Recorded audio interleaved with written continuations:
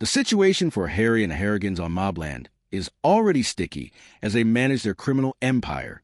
However, the grisly discovery from the last episode won't make things any easier. Plan B ratchets up the tension as the gang war between the Harrigans and the Stevensons breaks out. Although there's one heck of an opening salvo, there's very little action afterwards. Still, the story keeps you at the edge of your seat, excited to see what happens next and how the different parties will respond. What is also intriguing in the episode of MobLand is seeing the tension within the Harrigans. Not everyone gets along, and they do have their fair share of boneheads. Particularly, it is difficult to get a grasp on matriarch Maeve. It seems she doesn't always have the family's best interests at heart and acts as an agent of chaos. Considering her standing and influence, she is more likely to cause harm than good. Despite this, you can see why Maeve pairs so well with Conrad because she shares his cold-blooded nature when it comes to business. Tom Hardy continues to excel in the role of Harry. The character's cool and collected demeanor comes out as he continues to fix problems.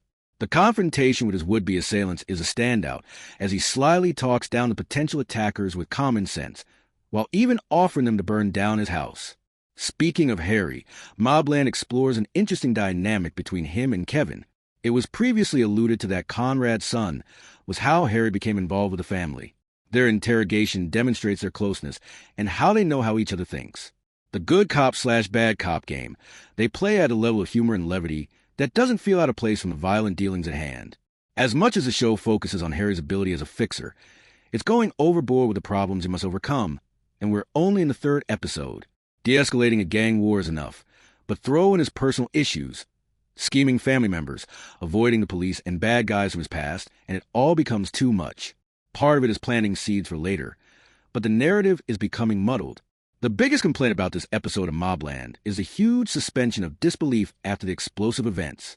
Plot-wise, you would expect the local authorities would tamp down on crime and have more of a presence, especially when they have an idea of who's causing it. Then, there's Harry's ultimate plan regarding Tommy. At least Harry admittedly believes it's a Hail Mary. Plan B ratchets up the tension, keeping viewers on the edge of their seat, but suffers from odd plot choices.